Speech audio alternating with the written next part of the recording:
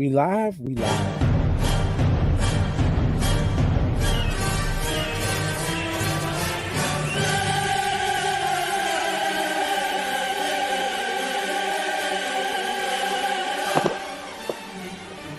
The Star.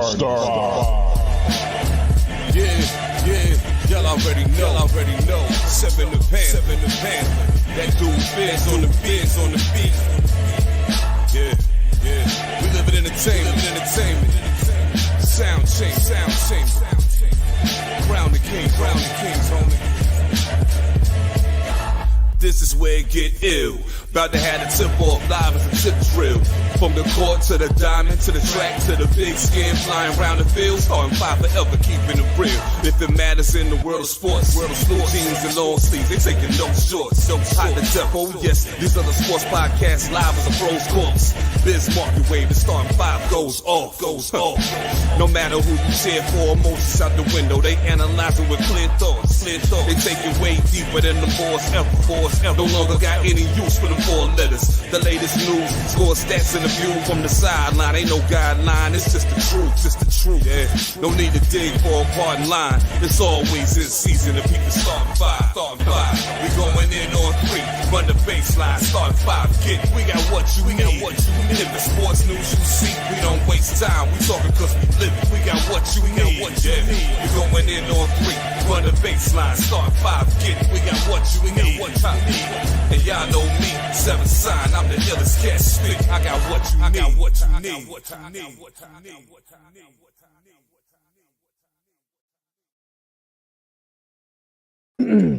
All I did was move a chair, and I look like I got coke on my fingers. Never seen the stuff in my life, but that's not how it's supposed to open up this show. What up, everybody? It's your boy, the mayor, that DJ named H5, your mom's favorite fat guy, all the way from deepest, darkest Africa. We back with the newest episode of the Starfire Podcast. As always, the StarfirePodcast.com. Sometime, maybe this week, because I'm finally on fucking vacation. Fuck my job for a week. Tired of that place. But maybe sometime this week, the StarfirePodcast.com will get updated with a little bit of different stuff. You can always hit that. You can always hit our link tree at the Starfire Podcast. You find everywhere else to stream us on there. And I have to update to that the link to Hooks Rub. Hooksrub.com. Get yourself some Hooks Rubs and spices. Use the code starting5 to get 20% off your order of some of the dopest seasoning and flavors out there. Summer's almost up. Time to get going with the grilling even more and more. He said they should have never gave the mayor money. That's right. They shouldn't have, because I'm broke right now and I'm going into fucking vacation. But anyway, we know the order of this flow. TJ, what up? What up? Another glorious day out here. Loving it. Just finished some yard work, so I'm tired. Apologies for me getting in here a little bit late, but it seems like I'm right on time, so it worked out. Hope you gentlemen had a great week last week, a good weekend. I was out till like 2 a.m. last night, so I'm a little tired. But besides that, I'm good. What's up, Mr. Green? What's good, man? What's good? I see you fresh cut fabulous, fam. What's good with you? Always. What's up, everybody? Hope everyone had a great week. Looking it up to chop it up this week. We got some good topics. Last week was crazy, but I think this week's show should be fun too. What's up, Big O? What's going on, fam? What's going on, family? It's your boy Big O in the building. Looking forward to a great show, man. We had a great eventful week starting from right behind our show, man. So we got a lot to talk about today, man. Looking forward to it. All right, on my boy Lisper. Thank you. Happy to be here. Had a good week. I'm glad TJ was late because I got the Hooks Rub and Spices box now. You know what I mean? So I appreciate that. And I'm just gonna let y'all know something right now. Okay, I'm not in the mood. You see, I got this hat. Don't make me take this hat off. I know what that means. So don't smurder the hat. We don't want to see that hat anyway, bro. We don't want to see what's under there anyway, bro, for sure. you and O, don't Bobby smurder the hat. man. But we're gonna get to that, y'all. I'm glad y'all had good weeks. 'Cause my week was another week of fuck you. Hey man, go ahead and quit that job, man. There ain't no way. No. I work in a career. I got a minimum. I got a minimum of 4 years before I can retire. There ain't no quitting. It's just this new position with other people in said new position that are of higher titles than me are dumbasses. But this week was more. Welcome to the world of being the boss, Dan. Oh well, I'm glorified ticket agent more than a boss per se. But this week was just another fucking just try to go through the motions and just get through it. And then fucking what was it? Wednesday into Thursday night, I got forced on overtime. How long is the overtime? Oh, you're probably gonna be there till like 5 o'clock. I was like, yo, I have to go emergency off the overtime. I got nobody. The last day of my daughter's summer school. How am I calling somebody at midnight or 3-4 in the morning to say, hey, can you wake up to bring Zoe to school? I couldn't do it. So I had to go emergency. So I was like, all right, I'm ready to go to work, for my regular shift Thursday. I bring Zoe to school. My car starts to overheat. I stopped 5 times just to get the car home. 5 times. And then I'm like, fuck, what the fuck could it be? I'm going through all the scenarios in my head. I was thinking, oh shit, it could be the thermostat. So I looked up where the thermostat was on my car. I looked at it. I was like, oh, the thermostat's right there. But oh shit, look at this. And it was a fucking hose that snapped right at the connector that goes into what was it? I think it's called the heater hose. In fact, I could show y'all the hose right here because I got it on my porch. This part right here that connects to the thermostat has like a snap connector. This shit clean snapped right the fuck off. I don't even know how. This shit clean snapped the fuck off. That was why my car was over $180 later because I couldn't buy just that little piece of hose. Yeah, Of course not. I had to buy the whole 3 hoses connected to one joint. So good shit that I'm thankful that my father helped me out because, like I said, the nigga broke. Plus, we had to make sure money for fucking the vacation and shit. And that was my week. And then the rest of the week has been driving, watching to make sure my car wasn't overheating. But I did everything right to make sure that the shit was not overheating. So I'm more than happy to finally have a fucking week off. Tomorrow at this time, sounds like you need it, bro. Oh, absolutely. And tomorrow at this time, we'll be in the meth capital of the world where Florida Man lives and runs wild on you. But we'll be doing it for my daughter's 16th birthday. Shouts out to my daughter Zaria, as always, my firstborn. Nice. My number one. She didn't want like all her other friends had, she was a part of all different types of courts and different types of parties for Sweet 16s. She was like, fuck all that. I want a trip. Hey, and she got her priorities right. Yeah, so she getting the trip. We're going to Universal. She really wanted to go to the Harry Potter world in Universal. So, and then first when we even booked the trip earlier this year, she done printed out the map and was just like, all right, everybody pick 2 rides that you're going on. like she was dead serious at the itinerary. If you ain't never been to that Harry Potter world, it is literally Harry Potter's world. It's like you go through the tunnel, like the tunnel of the train to go into Hogwarts, whatever. And when you get over there, everything is Hogwarts. All the stores. It's like you living in the movie. They did a good job on that thing. Yeah, that's dope. I've been to last time I went, and Jamal happened to have been down in Florida. Well, you said the week before, right? I think it was like that day left. You posted that picture. I was leaving. Yeah. Oh, okay, yeah. And we went to fucking Galaxy's Edge in Disney. So we got to do the Star Wars joint 2 years ago. I'm dying to do that. Yeah, bro. I'm so dying to do that. They did a good job with that. They literally immerse you in the world of Star Wars, bro. And the attention to detail is bananas. Yeah, and the only I'm the a nerd other the fuck out when I go in there, bro. Yeah.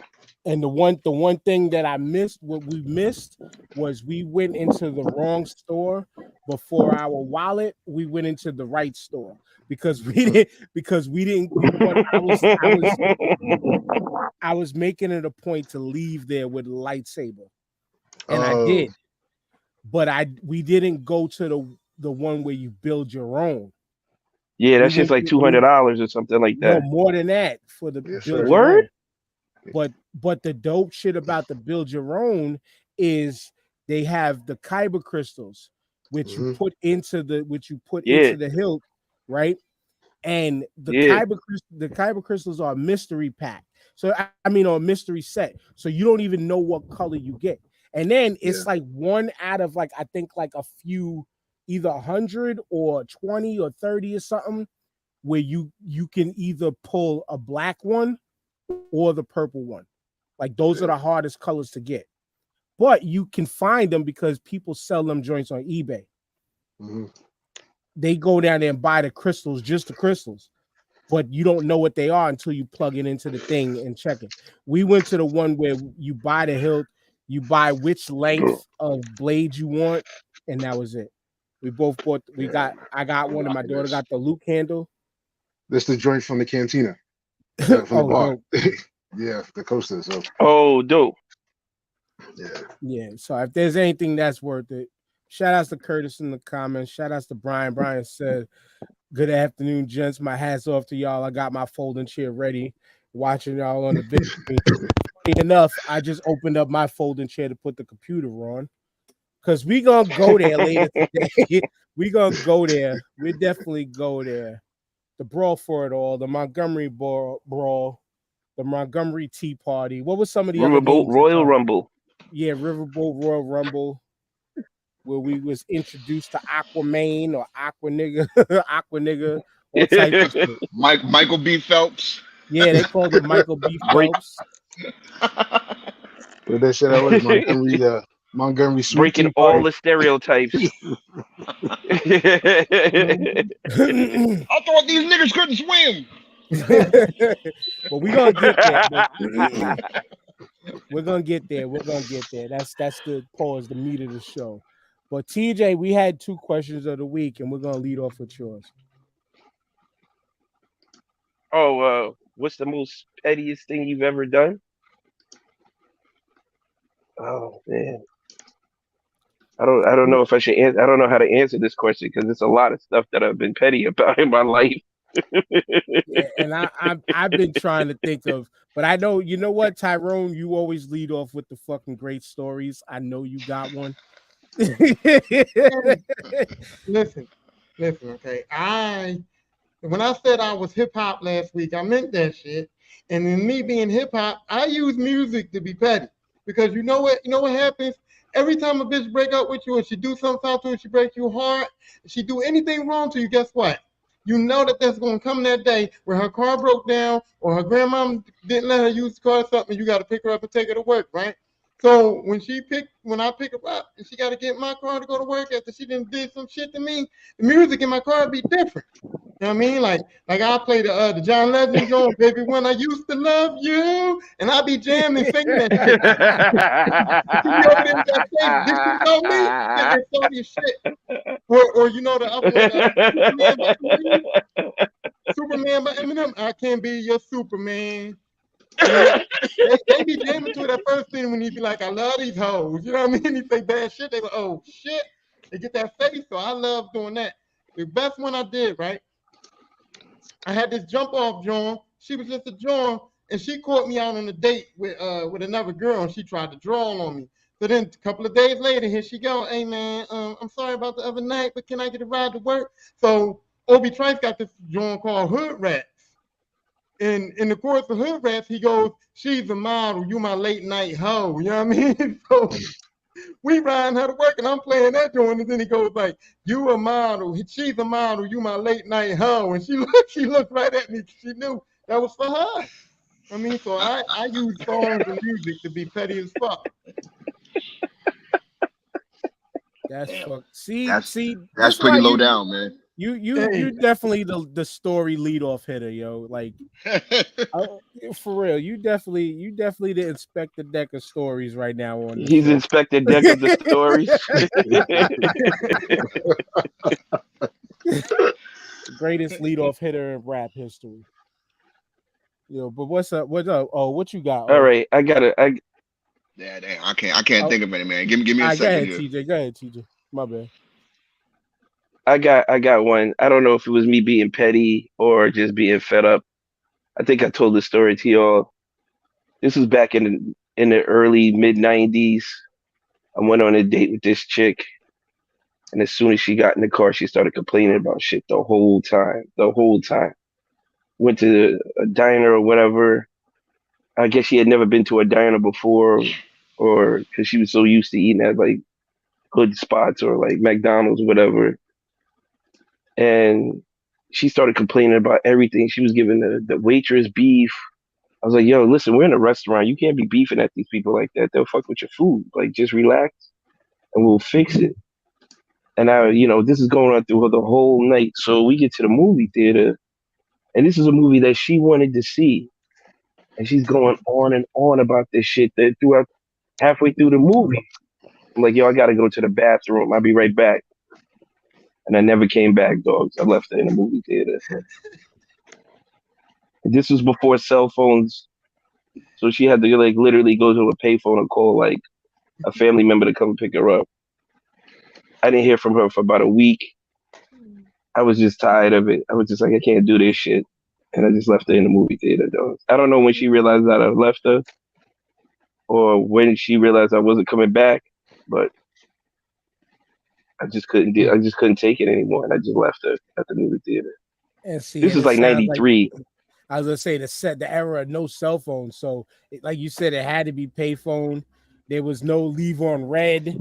There was no worries about when the call was gonna come through. You could just let the phone ring. You was assed out back then. Yep. Yep. Yeah, I'm trying to you think. You just assed out about that. Yeah. Because I think I let Petty. That was kind of cool for me because I used to get money from that shit. Because I used to be like, when I was like 9 to 10, I would be roaming the streets and I'd see people and I'd be like, excuse me, ma'am, you got a quarter? I need to use the payphone. I got to call my mom. And people give you quarters to use the phone. You go there, you put the quarter in, thank you so much. And then you fake down, right? And then when you hang up, the quarter comes back out the coin return thing when you don't make the call. And I was using that shit to get money. You was hustling. Hey, man. I was gonna say dirtbag, but okay. I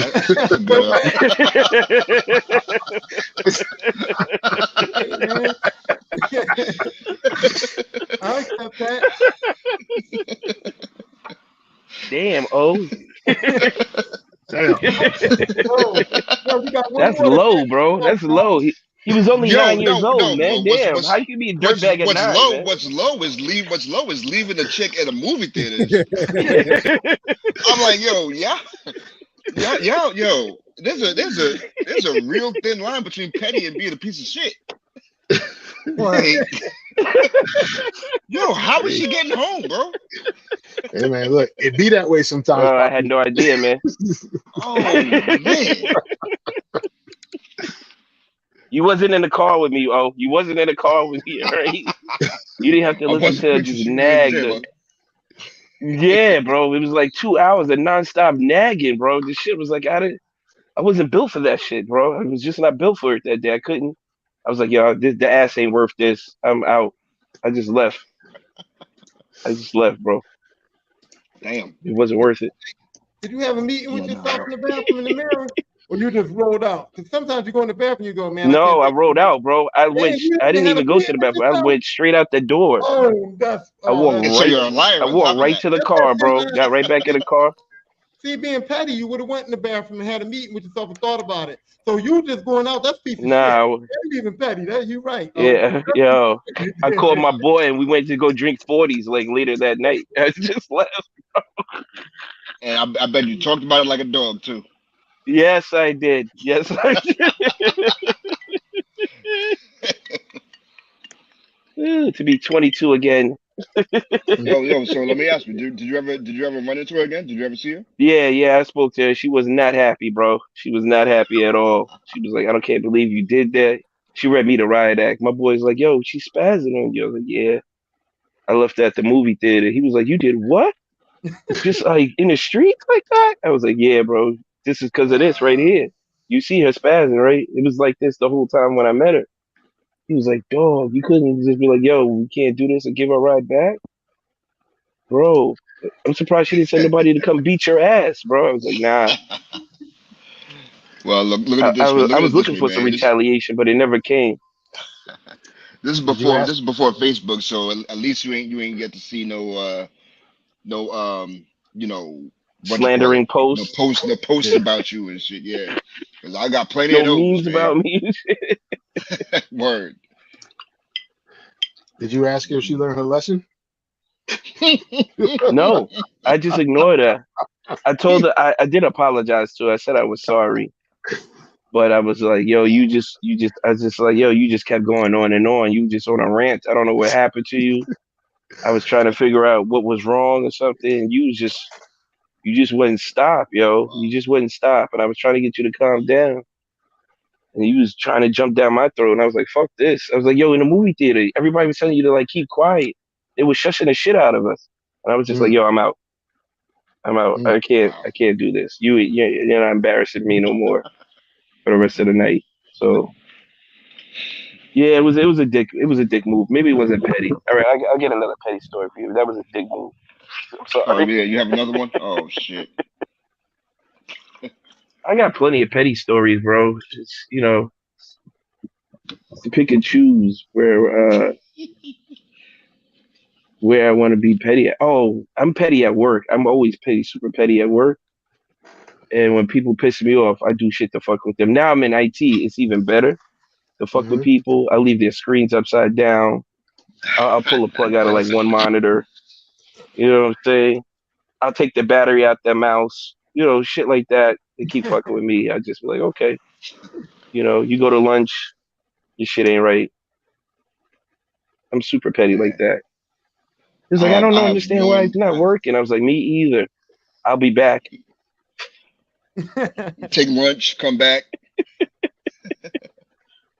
That's fucking Yeah. I have one, man. I have one where my ex, we were it was on the back side of the relationship anyways. We already knew like, where this relationship was going. And she went out, man. She always just tell me like, yo, make sure the sunlight don't get here before you do whatever nonsense. So I went ahead and did the same thing. Like, she was going out, and I was like, all right, hey, listen, I told her don't go out. She decided to go out anyways. So when she left, I went ahead and put the police lock on the door. Oh shit. And Woo! Your man when chose she came violence back that in, day. yeah, yo. And what's crazy is that she's a Brooklyn Project chick, that sometimes plays nice, so you forget that she's a Brooklyn Project chick. So I go ahead and do that, man. She's banging on the door, like trying to kick the door in, and I think she broke the police lock. And so she came Damn. upstairs, yo. It was hell, boy. It was, yeah. We just You gotta going put right your back, guard and up. no, I'm there. I'm in the bed. I'm in the bed giggling while I'm hearing the door. So, but she Yeah. comes in. I'm like, what happened? I try to.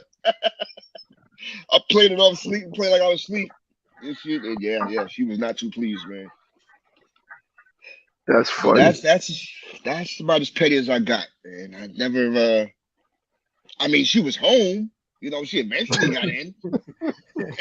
I didn't leave her at the movie theater or something like that. Yo. My man put the lock on. Yo, those locks will take forever to break. That chick was strong, bro. Yeah, man. She Whew. has some big shoulders.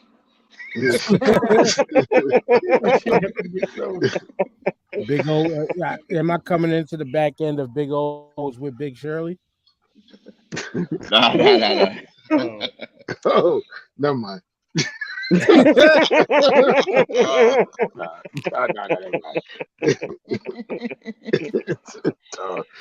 Friends are the worst sometimes, bro. Come on, man. I'm not, bro. I'm not, man. I'm not. Listen, everybody's had one, man. Everybody's had one Big Shirley, man. That's all I'm saying. This is a long, long time ago. Hey, I got another petty story, right? Now, I didn't do it, but one of my homies did. So we cut school. We cut school one day, and we chilling in the crib, and he calls over these two young Johns, and we got them over in the crib, and we cutting school. And there was a pretty one, and there was one that you got to take one for the team in this situation, right? So he was the fly dude. I was always the corny nigga. Like I wasn't. He was fly, you know what I mean? I was just regular. So it was automatic that I usually was the one who take the one for the team. But the joint that was bad was too bad for me to turn it down. So I pressed up on the good looking John, and then I wanted him to take one for the team, and he didn't want to, right? So now he keeps trying to get the girls to leave because he mad because he ain't getting what he wants. So then he goes, "Hey, y'all hungry?" So everybody like, "Yeah, we can use something to eat." So my man goes in there and makes some hamburgers and fries. He makes 4, so I'm thinking 1 burger for each one of us. This nigga put 2 on his plate and 2 on my plate. And told them wrong, they wasn't getting no food. And he just Oh shit. So they got mad and he started a whole fight and them joints left. And he just did that to be petty to me because I took the nice joint. You know what I mean? And I just thought that was the most pettiest shit I ever seen in my life though. He said up there. Yeah, that's petty, bro. Yo. That's petty. Yo, are you still friends with that dude? There's Yeah. little things like that, man. There's little things like that about let you know further on that I can't rock with you. I mean, but I was just like, damn, because he was the fly dude. I always took him down. I took down Big Shirley's. I took down Shanae's. I took down a lot of Johns for him. So he owed you one. He owed you one, Tyro. He owed you one, Tyro. He ain't want to give it up that day. I'll tell you what, he made them burgers and put 2 for me, 2 for him, none for them. Oh man. Yo, you would have been. I thought he would put 2 on his plate and gave each chick a burger and left you out. That's what I'm saying. Yo, you would have been all kind of names if you had gave one of them chicks a burger, yo. Yeah, right. That's what I'm saying. So I just had to let it go. Damn. That's crazy. You enjoyed that burger though. Yeah, I ate the shit out that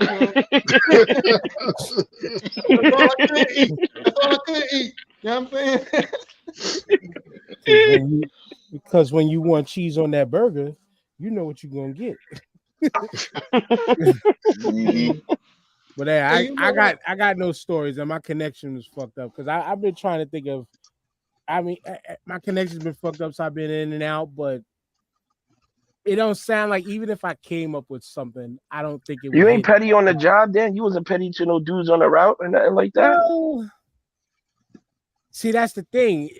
You're talking 16 years of the job. I've been through so many.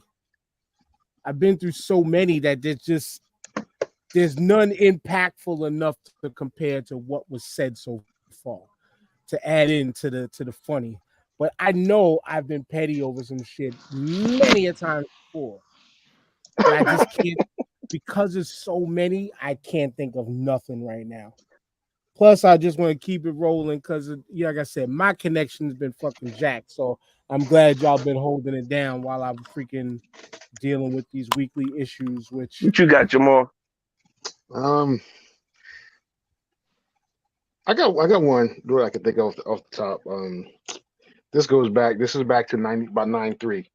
And this is another story that involves Big O. We was working at this program called City Volunteer Corps, which for folks. Oh shit, I know where this is going. Yeah, God. You can get some. No, I'm not good. You can get your GED or whatever. You got to do 1,600 hours of volunteer service. They hit you off with a GED. If you had your high school diploma, they would give you free classes at any CUNY school and give you like a $5,000 scholarship. So boom. So that's why I met Big O. Oh damn. And yeah, and fuck Rudy Giuliani, he cut that shit off. He cut it because it was a unneeded social program, but it was helping plenty of kids get a second chance and stuff in life, right? So bam. And it's from anybody from I think 16 to 23 could join. So we did this joint. We all broke up the teams, and this one team that I'm on, we're all over the place. And at this particular joint, they sent us up to the Bronx, and we was working at this. We was helping these teachers out with over. I think it was in Soundview somewhere. One of them joints, one of the neighborhoods, but they had struggling school systems, and we had to help the teachers out during the day, and then we had to do the after school center afterwards until their parents came and pick them up. And that's another side story because them kids was wilding when they start snapping on each other. That shit was fucking hilarious. But anyway, though the team leader we had was this dude that was unnecessary. He took his job too seriously. He tried to run this joint like it was Marine boot camp. And this dude was finding all types of petty ways to like mess with you for being a minute late or whatever and try and dress you down in front of folks and whatever. And he was meant for like the military or the police force, which we end up doing anyway. But well, shout out to him because he went through some shit later on in life. But anyway, this dude was such a tight ass, bro. He used to wear his Timbs tied all the way up. You know what I mean? He had the box fade that wasn't lined all the way right. I ain't gonna say anything. You know what I'm talking about, right? And Tim's tied up is the only fucking sign we need of psycho. Word. That's all you need, bro. Sam was like 6'4", 6'5" and a half. Had the bad Gerald Wilkins box fade. And one day this dude started bogling. He just started he tried to bogle and just to give you the date. We was dying just from bogling. That shit was hilarious. But anyway, this dude one day came in, was bragging, yeah, I'll be going places. Y'all just see me on the job. Y'all don't know who I am outside the job, blah, blah. I'm hanging out with NBA stars. I'm dating this NBA star sister, right? So he was like, okay. And he's bragging about this shit the whole day. Yeah. Right? Yeah, I'm going out tonight with old girl, this, that, blah, blah, blah. And I was like, all right, so who is it? He goes, y'all know Sleepy Floyd? And we was like, yeah. So the room got quiet, right? So we went to the whole thing. And then I just sat there and said, oh, fuck this nigga. I was like, yo, I hope she don't look like Sleepy Floyd. And put the whole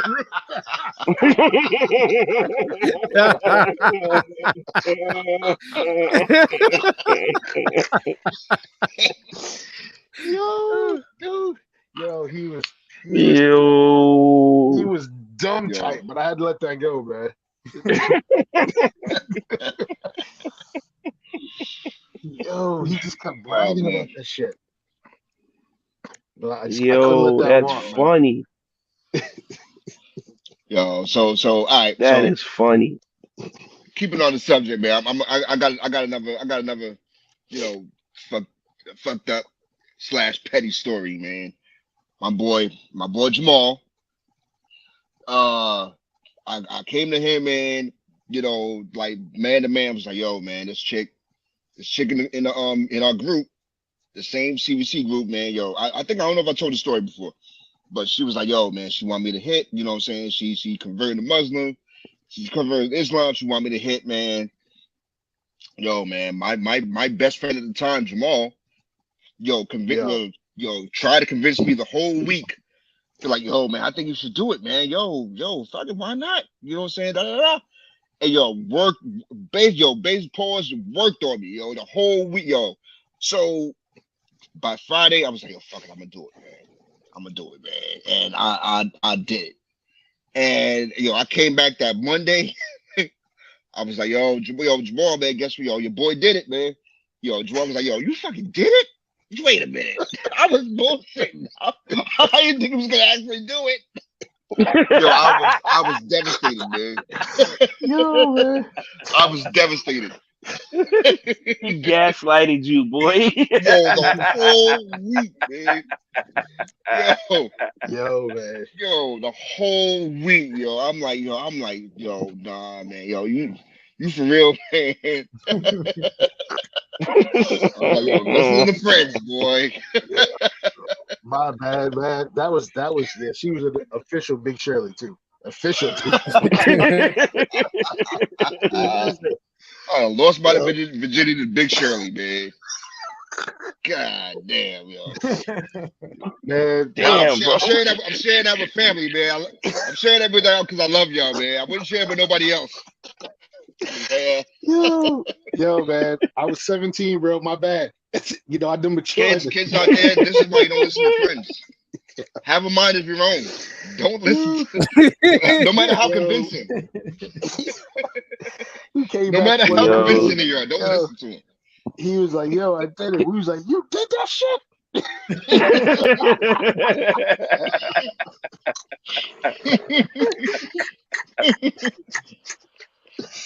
Oh, yo, I was so proud. It was like I hit my first home run. Oh man. Oh man. Your man just hit a long single. Your man just hit a long fly ball to the gap. Oh man. Oh, shit. Life got under it, boy. Tagged me out for a double play. Oh. Yeah. That's funny. Good time. Yeah, man. 30 years later, apologies, bro. I shouldn't have done that.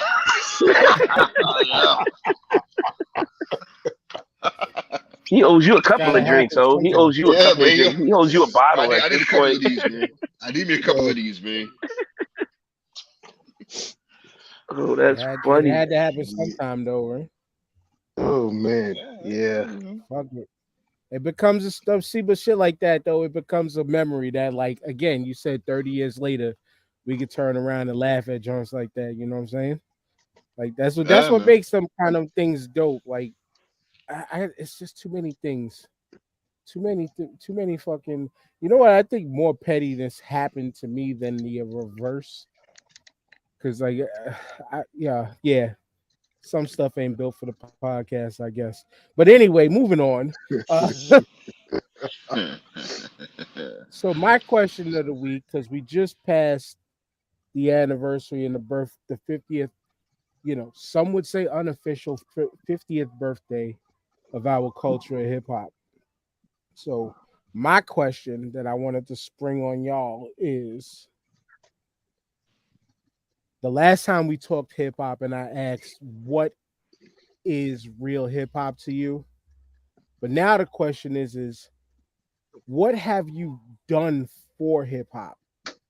And I mean that by way of like, in what avenues, if you've claimed the culture of hip hop as a way of life, what have you done within said culture that, some would say either make it better? What was your contribution in any way? Like, what do you think you have done within hip hop? Whoever wants to try to go first. Oh, that's easy for me. That's the biggest thing I've ever been a part of and contributed to was doing a mural with you guys for HHDG and contributed to that. And for Tribe out in Queens on the side of the cleaners over there.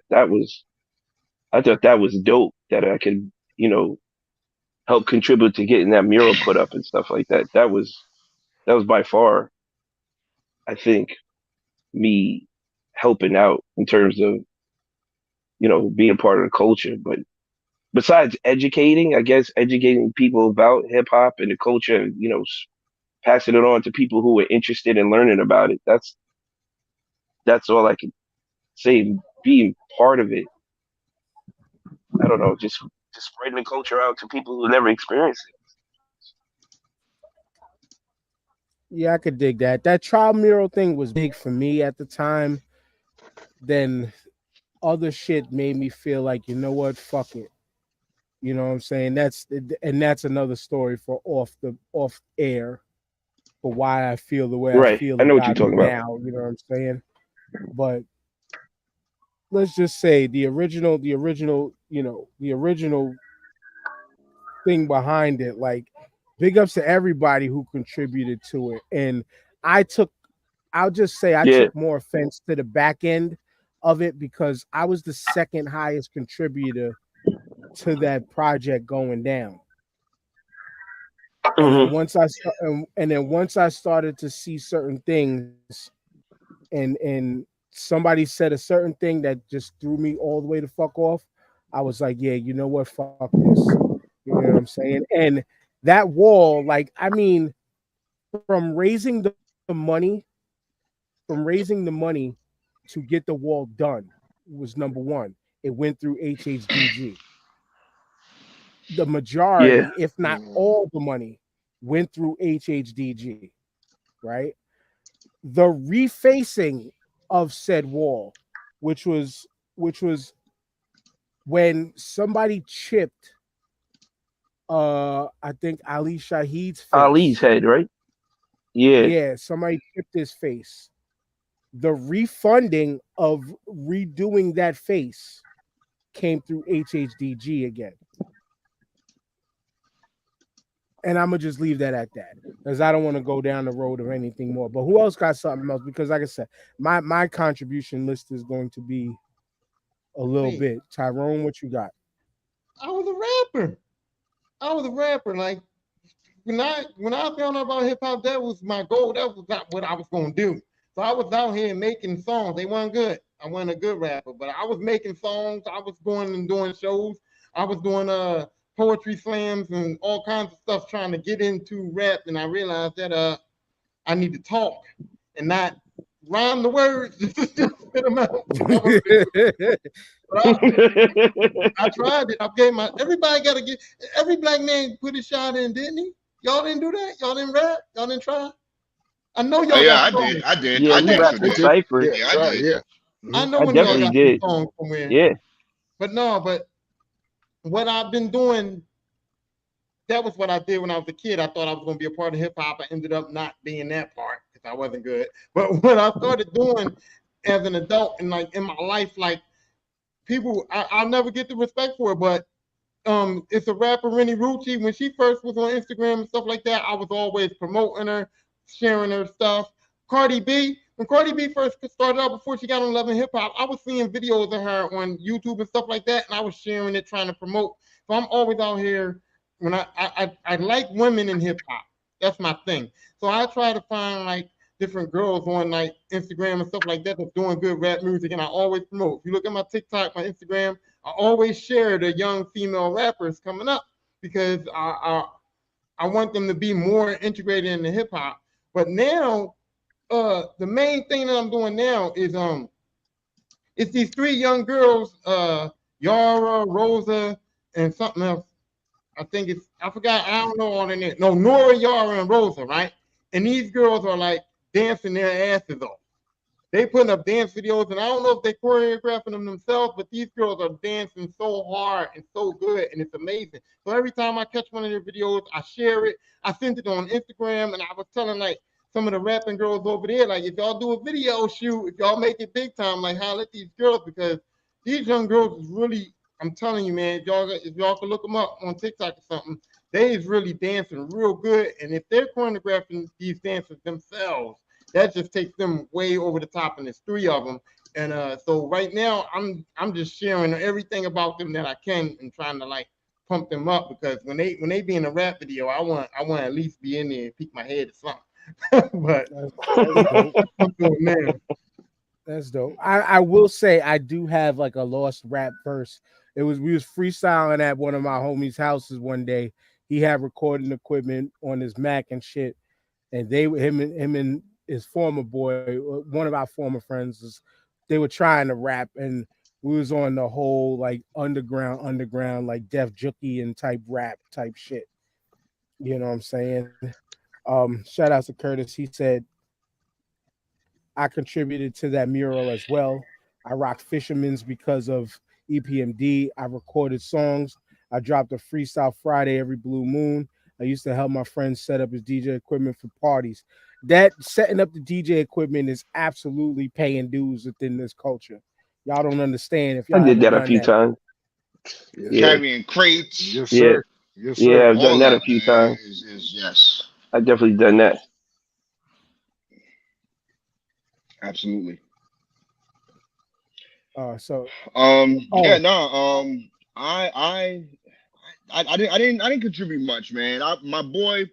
Me and my boy wanted to start a rap group, and we came close. We came close, man. But he moved, his family moved or whatever, and that was the end of my rap career. I still got the book somewhere, man. He went on to do bigger and better things, man. He went on to work with Timberland. My boy Chris Haynes, man. He went out to work with Timberland and all that, and Mad Skills down in VA, man. But yeah, no, that was it, man. That was it. I just try to pass on the part of hip hop culture being rap music onto my family and friends, man, as much as I can. And that's pretty that's much good. it. Mhm. That's what's up. Yeah, man. I had three of my boys who were DJs. DJing ever since high school and helping them set shit up. For one, my brother was a DJ way back, way back. Um, doing that. I'm actually working on trying to pitch a couple of hip hop related TV shows with a homie that y'all know. I just can't get into it here. Trying to get that off the ground. I was hoping to have something ready by the 50th anniversary, but it's all good. Just like that. But and one of my best friends in life, I met a Filipino dude named Alan. When I met him, he didn't even speak English, and I hooked him on to Tribe way back in the day.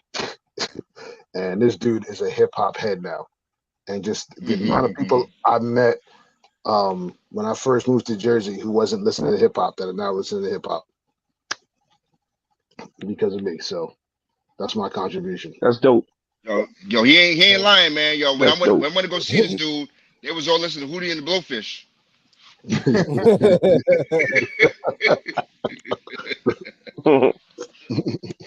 You know Yeah, what? that The Doc biggest, Ackman. I'll say this because all my cousins, I have a lot of family down south. And back in the late 80s, early 90s, I would bring cassette tapes down to them because they wasn't getting the music down there like we were getting up here. Right. And I never came back with a cassette tape, bro. They took all my shit when I went down there. It got so bad I had to start making copies of I would just tape whole Red Alert shows, whole Mr. Magic shows, and just let them have it, commercials and everything. They were so Yeah, down appreciative of it commercials. because they were the first ones to have it in their area, like anywhere. So Bro, I was mailing tapes to them at one point. bro, if It you was think just, it about was it, we crazy. was us doing that. That was the social media. Yeah. You know what I'm Yeah. saying? Because there wasn't You're no right. yeah. So it would take somebody from the East Coast, somebody from New York or whatever to go down south to introduce them. They're like, oh, who's this? Oh, this Tribe or this Wu Tang. Yeah. You know what I'm saying? Mhm. Yeah. I put them on to Biz, Yeah. Kane, Tribe, EPMD. They weren't banging down there like that when it was up when they were first coming out up Yeah. here, and we would listen to it every day, every weekend, constantly. So when I would put it on down there, that's all we would listen to in the car. My cousin would get in the car and say, "Yo, give me that tape, cuz." I throw the tape in. He was like, "Yeah, we listen to this shit all day," and he meant all day, bro. Like he wore On that shit repeat. out. Yep. Yeah, You know yeah. what? So We don't. I don't think we appreciate like what we really do for hip hop. Like just like you said, just sharing it with them. So we don't know. You know what I mean? Like we might be helping these artists out before like before Instagram, but before all that shit, we was the ones who was promoting these artists.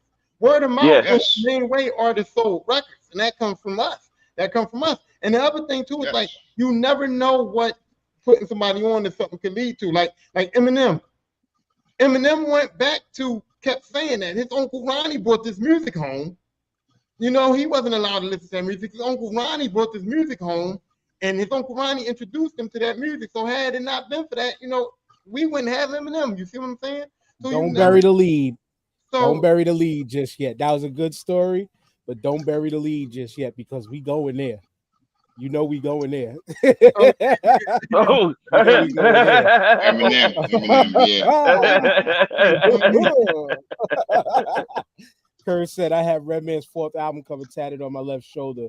The dude busting through the wall like the Kool-Aid man. Yep. But for me to run down my laundry list, start right here. Not just the tattoo, DJ. but 95. And then I started touching 96 was kind of when the first time I really touched 1200s. But around that whole time, 95, 96, 97, crate carrying for my boys. So my boys, shouts out to my boy KC, my boy Flip. Flip is part of the reason why I was able to get on 1200s. And I had aspirations to want to DJ before that. Before like knowing Flip, but before that was like I didn't know what types of equipment to get. Then knowing him and being my boy going to his house, I started being able to build my stuff through birthday, Christmas, and all that over the years. So DJing was the start. But let's keep it real. One of the official, unofficial, but official avenues of the culture was writing and graffiti. And I was one of them kids who used to draw all day in school. And sometimes, you know what I'm saying? Seeing joints on the wall and trying to replicate that. Like I never had a name till I got to high school. But I never got out on the trains or any walls and stuff. I never got up like that the way I wanted to. But I tried that. And then even when you think back in our youth, like I mentioned on this show before, who didn't try to either tap dance or b-boy in their Easter clothes on their parents' wood floor every time they're dressed up in them slick ass shoes and slick ass clothes? You try to hit the thing and then hit the turtle shell spin and all that and then freeze at the end. Like we all tried that shit. So but Dan, listen, yo, your parents was the worst because they be hyping you up knowing that you whack at it. Nah, yo, maybe some, not mine, but maybe some, yeah. Maybe my parents some. like, yo, look at my boy, look at him go, look at him. Look at my boy. Look at it. Go ahead, little magic. You crazy as shit. My mom, if I would have stuffed my shoes or not for nothing, take a chance on that floor and one of them little nails snag my pants or something, my mom would have beat my ass. There was no chance of me ever trying nothing in my good clothes. No chance, bro. You can forget it. Yeah. But I mean, just adding on to like the peace, love, unity, having fun part, like fast forwarded into life and being a part of HHDG opened the doors to a lot of shit. Like shouts out to the homie Skelly Top. I found his shirt in my drawer somewhere looking for clothes to pack, but Skellies or Skelzies or however you called it, this shit is fucking hip hop as hell. This is one of Skellies is hip hop as hell. Everybody playing tag in the street with your friends and shit like that. Like that's hip hop. Fucking, but I would say fast forward into bringing in HHDG. Like he is one of my business partners. You know, he said Lil Magic. I remember that shit. But yo, freaking, I'm now a co-owner of a multimedia hip hop company. Over the years, I've picked up photography, doing videography, things like that, to where my first gallery show that I put together, curated myself, was called I Love Vinyl. And if I was thinking about it ahead, I would have pulled up the pictures that I did for that. It was pretty much me telling a story, using my oldest daughter when she was young, making it look like she was on a journey with carrying a portable record player, which happened to be the Charlie Brown record player from Crawley that they sold on Record Store Day a bunch of years back. And then we're in the park. She's taking out a Wu-Tang record, putting it on the thing. She's showing her cousins and her sister, her cousin and her sisters, like they're sitting in a circle, looking like they're playing a record on the turntable, listening to a Tribe Called Quest, the Midnight Marauders album that I have. That's a 1 of 1,000. Couple other shots within there too. The video stuff, I was a part of Rare Breed Entertainment, Battle Rap. I was within Battle Rap, and I missed only one event, I think, in that whole time. But I was there from day one of Rare Breed Entertainment till 2018, the event before the Murder Mook battle. But I got to meet Murder Mook because he was at the event, my last event. When I left, I retired from them because we were starting HHDGmedia.com. Um, what else have I done through HHDG? I mean, we've set up a number of meet and greets, a number of parties and stuff, all under the name of hip hop. We would always meet up at Brooklyn Hip Hop Festival where we've got to meet so many legends. Like I got a picture with Combat Jack and was supposed to get him on the show. But one of the biggest regrets within this podcasting is I waited too long. I waited too long. And then on his show, he announced that he had stage 4 cancer. So I sent him a text message like, yo, we riding with you, hopefully you could beat this. A couple months later, he passed. But the problem was I wasn't trying to waste the opportunity to have him on the show. I was looking for the right timing to have him on the show, and I fucked that up. But we've got to meet like Nems, Bones Malone. Bones Malone kicked it with us the whole fucking event one time. Just chilled with us the whole fucking event. Because shout out to the homie T Smith. I helped Simone Arabia, shouts out to her. I went to DC to Maryland and I did photography behind the scenes of a TV series she was shooting. I did photography for her there. Speaking of DC, Tracy Lee entrusted within us to do an album release party. We did like a small intimate album release party for him in DC. We had like 50 plus people come out. It was a dope night. It was the Warning Expect the Unexpected album. And we did an album release party for him. Everybody got to hear the joints in there. We talked to him about it. Talked to O'Jiz, the producer, about the album. We've on this podcast, we've interviewed DJ Ralph McDaniels. Everybody knows Uncle Ralph. That's everybody's uncle in this game, in this culture. The proprietor of Video Music Box, which is still running today, almost 36 years later. Yeah, what else have I done? We've hosted. I've shot for other battle rap people of mine. Like shout out to my homie Lynx. They used to have. They tried to do a thing called I Got Killers. I did. I think 2 events for them. Shit. What else have I done? I feel like I've done so much that I don't give myself credit for. Because I'm a guy that's like, once I do something, it's like, all right, mission complete, what's next? And I get hungry and then it dies down because nothing's moving around. Then it's like I get hungry again and then I do something, get hungry, nothing's moving. And it's like now it got to me to where I got to the point where I offer inspiration. And yeah, they say you started this podcast thing too. Part of that I was about to say, I was just about to say that this podcast is hip hop based. Well, yes, and I will get to that because it first started off as Talking My Team in the Talking My Team network with my boy Lance. We started off as just an all football show. But then once things started to happen where consistency fell off. And he was pursuing his master's degree because now he's a teacher now, Wagner High School. I continued with this, plus he started a clothing company. And then JP hit me up like, yo, I always wanted to do a radio show. I was like, yo, well, I got the podcast. We could do this here. And I talked to Lance and he was like, yo, run with it. It's yours. Go ahead. And JP and I brainstormed for like a week or 2. The starting 5 was born. And this portion of the starting 5, I wouldn't have known JP if it wasn't for the hip hop discussion group. I wouldn't know.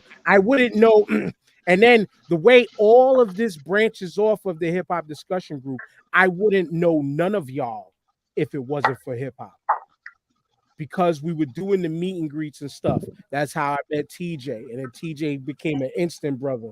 You know what I'm saying? Like our connection was like that. Where, and to be honest with you, what we called the whole first infantry, the whole first crew of people who linked up together, it's been like family since day one. And when we do our link ups, it's always us. It's always the bulk of us. And then when anybody else comes in, it's like, yo, welcome to the family. You know what I'm saying? So hip hop brought a new family to me. hip hop culture brought new family to me. And then just tying everything in together of the podcast being what it was, meeting, from the HADG thing, meeting people, finding other podcasters to where now I've been friends with so many people from Philly, things like that. And then my daughter put me onto TikTok, and then seeing Tyrone's joint, and Tyrone eventually was like, yo, I got to get this dude on the show. And when I first started seeing Tyrone's videos, it was about, I see like a lot of video game stuff. And I was like, yo, like, who is this old ass nigga playing with the video game talk? Because I just saw all the grays, the gray locks and everything. And I thought you was like OG. To find out that you're only a year older than me is even more. But it's just so many connective tissues through the years of pieces being put together to why, like you could say, hip hop brought me to J1Con. Hip hop. Nigga, video games is hip hop. Oh yeah. But I'm just saying, there's just so many connections that stem from just being a part of the hip hop discussion group, which I got forever eternally grateful to Iz. Shout out to Iz. Love you to death. She's the reason why we got into that group. And when Ian and I got into that group, we just took the shit like this. We took a group that was at like 800 people. Me and him started posting. This shit went like this. Because everybody was like, yo, these niggas know way too much about all this underground shit that people didn't know about. And it was just like, yo, we were admins in like 5-6 months of being in the group. Then it turned to, like I said, it turned to so much other shit that, like, again, it's the reason why I say, like, this culture is my culture. And it's like, I feel like I've done so much in it, whether I get props for it or not. You know what I'm saying? I've done so much shit. I was able to meet some people that I used to watch on VHS tapes in my journey of DJing, and I was able to host them on Staten Island, and that's Rob Swift and Mr. Sinister. We had the odd couple on Staten Island doing a show for us. And then you want to take it even more hip hop. My man, shout out to my man DJ Shame, who I paid him to bring the turntables because he lives out here. That's my homie. I let him open. He opened up for them. He asked me, yo, ask them to see if they're down to do a cipher. So I hit Rob up and I was like, yo, my man wants to know at the end, can they do a scratch cipher? Can he do a scratch cipher with y'all? He's like, sure, no problem. So I was able to I was like, yo, when y'all ready, Shame, come up. And then I surprised my man DJ Scraps, who showed up. And I was like, yo, come up, brother. I need you to be up here. And the importance behind that is Rob Swift was Shane's idol. And my boy DJ Scraps, Mr. Sinister, and I've known this forever. Mr. Sinister was his DJ idol his whole fucking life.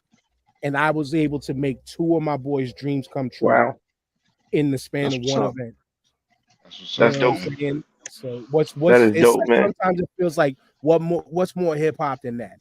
Peace, love, unity, and having fun. And that is, I mean, amongst all the drama and shit that's happened over the years within the HADG group, most of the drama is not from the people who are from the core, who are from the first infantry, as we call it. But outside of them, it's been all some of the best fucking times of life, and it's brought me into places that I've never. Who knows if I would have got there if it wasn't for hip hop, by way of this group. You know what I'm saying? Who knows? If it wasn't for hip hop, I would have never went to Staten Island. I tell you that much. Word. You know what I'm saying?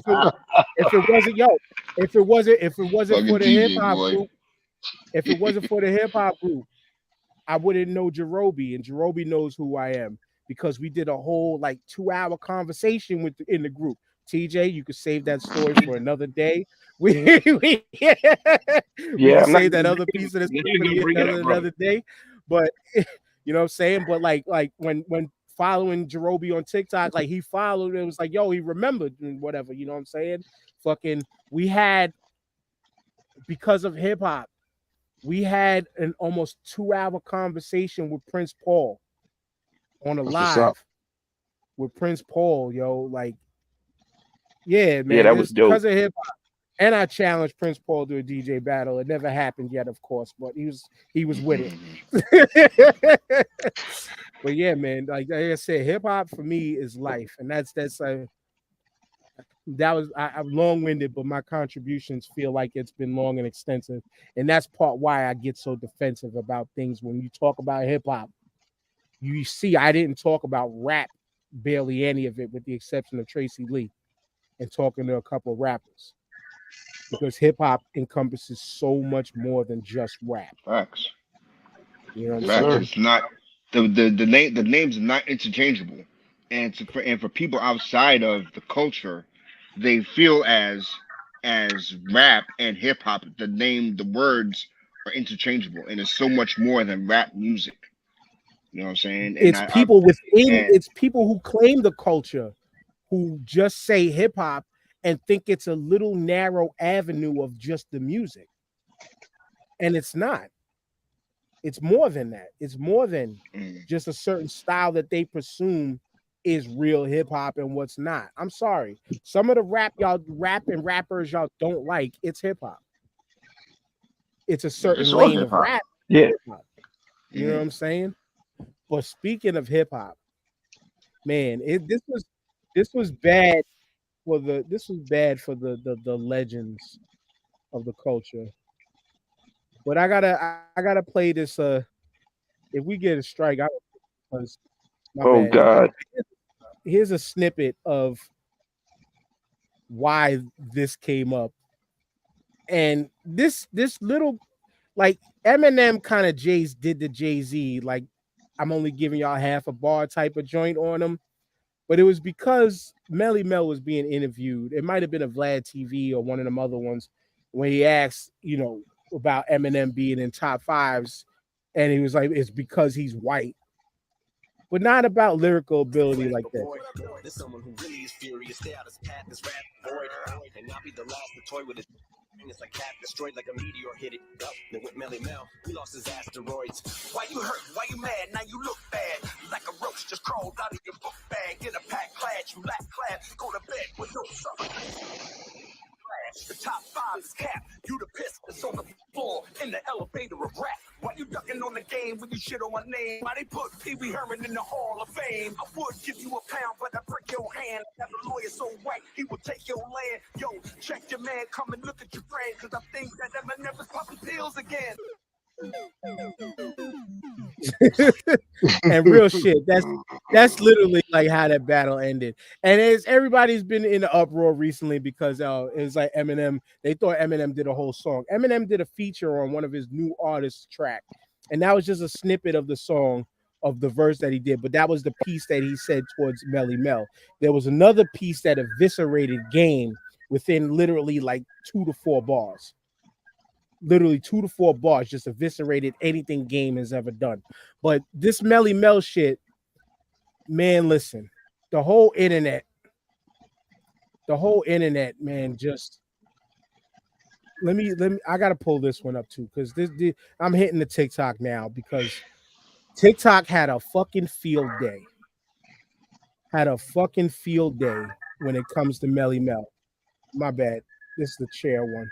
I gotta pull up the other Melly Mel one first, because these shits are fucking hilarious.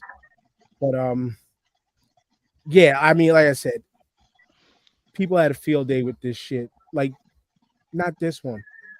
My bad. I'm gonna show that one next. No, you know what? I'll play it now. Fuck it. I fucked up. But broken glass everywhere. Eminem just dropped a diss song about you. You think of what I'm thinking? What you thinking? Oh, why you mad? Why you look sad? A whole rope to crawl right in your book bag. Whoa. That's embarrassing, though. That's embarrassing. We going to Eminem. We got from the top, my guy. From the top. Broken glass. You the piss on the floor in the elevator. He said in the elevator. This is Eminem. We going out. Can you rap? I need you. I'm the godfather of rap. Do you need some more metal music? From the motherfucking top. Think you did what you want, but you made a mistake. I hit a 1, 2, 3, 4, 5, 6, 7. Whoa. Melly Mel, I know damn well you're not counting Eminem. Are you counting from the goddamn top, man? All right, Bill Gates, Bill Clinton. Mel, what the fuck is you talking about with these pills, man? Give me some real raps, man. I'm finna quit. Rap. I got a lawyer so what? He'll take your land. Fuck this shit, man. I quit. That's the way. That's the weakest shit I ever heard. I'm at this bitch, man. Come on, man. Yo, not for nothing, man. Not for nothing, right? Not for nothing, man. I'm sharing again, right? Yo, have y'all? And I know this has never happened to y'all, man, but I'm gonna ask anyways. Have y'all ever had a roach crawl out your book bag? Bro, that shit happened to me in homeroom class. When Melly Mel said that shit, I was like, yo, this nigga spitting. Yeah. I was like, nigga spitting. Yo. That's crazy. Yeah, no. Yeah, that was bad, man. Kind of hit home for you, huh? Oh, man. Kind of hit home. Man. I was like, yeah, it did. Bro, it hit home. I was like, yo, this nigga's it right here, boy. Y'all listen to the Melly Mel? Terrible. But yo, get this one. Oh God, this job ass sucker Eminem just dissed me. What? Eminem? Yeah. So you know what that means. Time for the kickback. You know, if it's Eminem, I think you should, really take your time and really write something dope. Come on now, we don't speak that deviltry here. Let's go. Okay, let's go. This shit is hilarious. Yeah. Oh, the beat says it all, man. It's time to diss a sucker MC right now. Come on. Come on, everybody, let me pick up my pen. It's time to diss this fool called Eminem. Well, one day I was chilling at the park. Had to be 7:30, it was getting kind of dark. And then my friend said, Eminem diss me. And I said, what? You better miss me. I think he just mad because the girls want to kiss me. There's a company had a girl named Chrissy. And then my friend said, what we gonna do? And so we ain't got my breakdance crew. Cardboard down. We started busting moves. We look like cardboard down. To Boogaloo. And then they asked me, what we gonna do? 1, 2, 3, 4, buckle my shoe. M just mad. He know we can't hurt me. And think we all know he's a child ass tucker. Ha ha ha ha. Ha ha That's disrespectful. But the disrespect continues because this is the funniest one. I'm gonna get to it. But shout out to Curtis. He said, even though Mel's skills weren't up to spar with M, I commend him for trying and definitely still respect him as a forefather. Absolutely. I don't think nobody disrespects him as one of the forefathers, but it was just like, yo, you picked the wrong battle. But this is hip hop, and the battles are part of hip hop, and the competitors. That's where exactly. Yeah, and I respect Mel from going.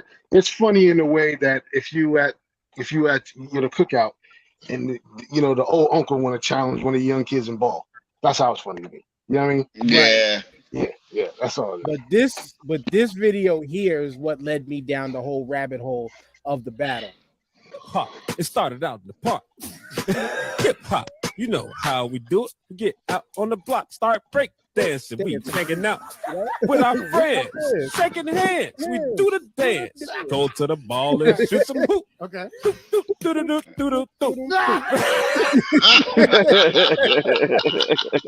That was somebody put that together using when Hannibal Buress was on T-Pain's podcast, and he was freestyling like that, just talking about the old heads and the old school shit.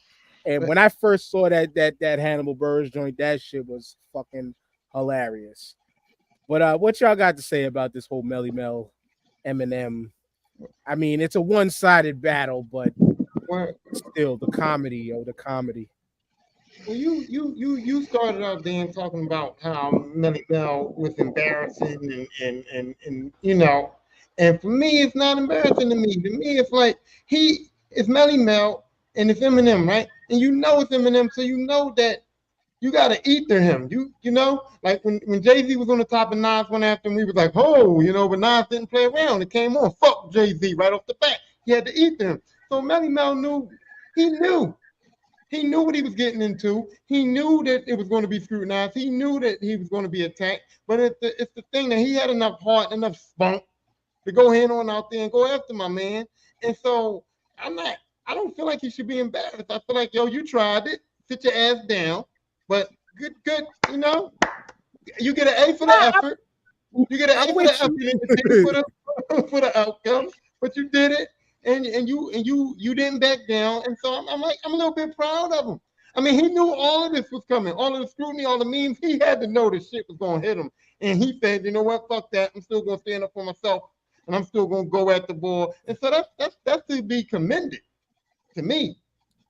I'm with you. I agree. It's commendable because battles, it's hip hop. It's all hip hop when it comes to the battle rapping and stuff like that, but it's the whole thing of catching up with the time. That's the part of the embarrassing part, to where when everybody's joking and clowning on you because you rapping like it's still 1982 or 1979, like that's what I call saying like that's the performance is slightly embarrassing. Of course, it's commendable for standing up to yourself for yourself, but the attempt, like that's the best foot he could. The attempt was. He was on the free throw line and he shot an air ball. The roach came out of his bag. His pride got the best of him that day, and it didn't work out. Somebody needed to talk Mel off the ledge before they press record and be like, "Yo, bro, like the dude said in the skit, this is Eminem. This is not TJ you battling. You battling Eminem.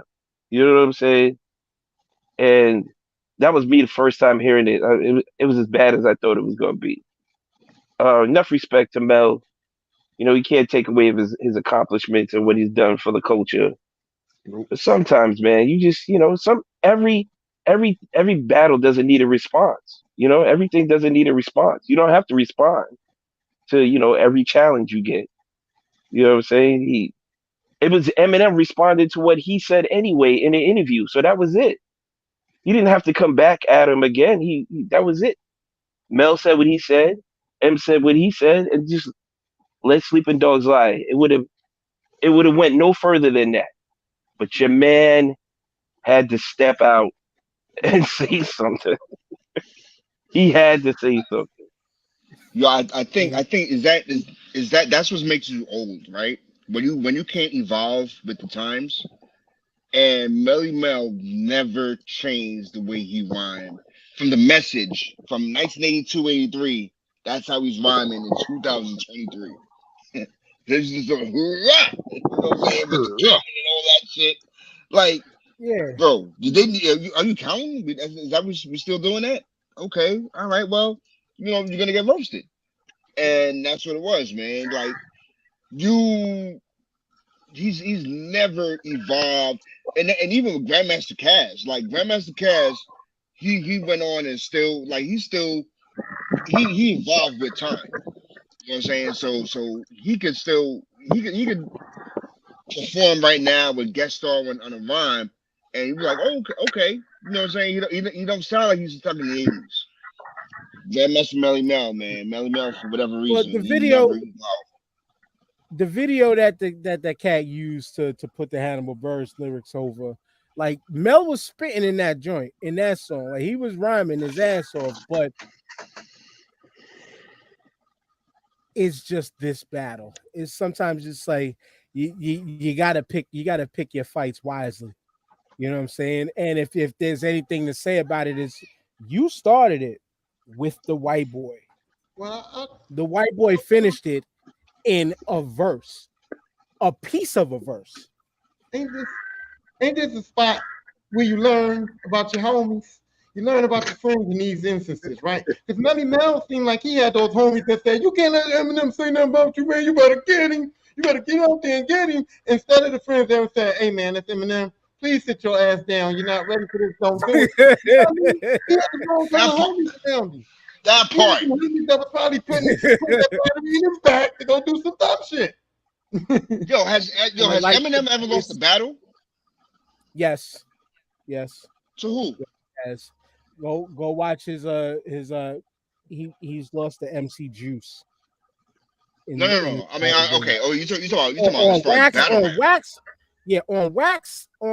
I personally would say no, because his one-sided affair with Benzino was one-sided. Like Benzino thought he could get off because he found the tape of when Eminem said "nigga" on tape. You know what I'm saying? He thought he got off with that. Eminem fried him up with that too. I mean, other battles. I don't even remember who else he's battled. Like I said, he eviscerated Game in this song with like a bar. I gotta listen to it. With like a bar, like talking about.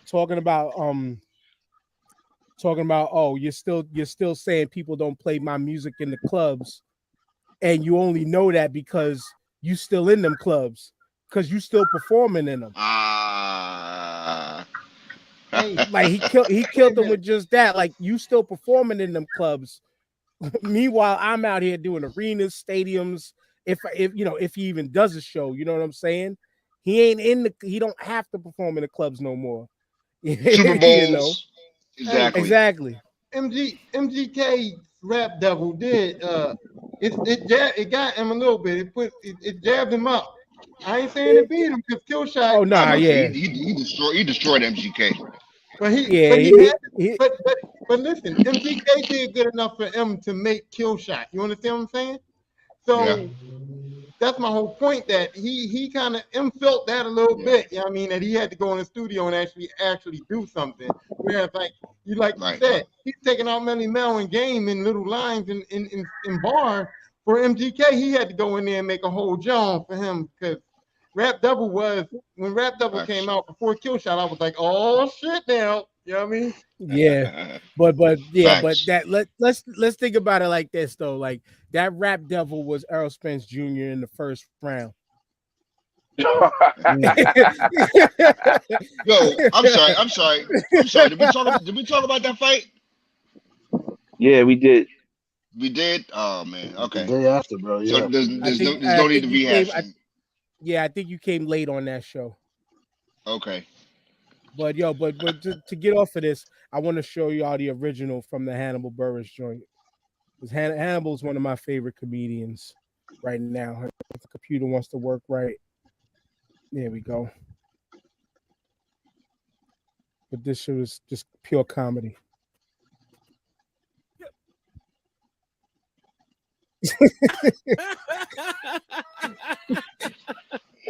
Hip hop, you know how we do it. We get out on the block, start break dancing. We hanging out with our friends, taking hands. We dance.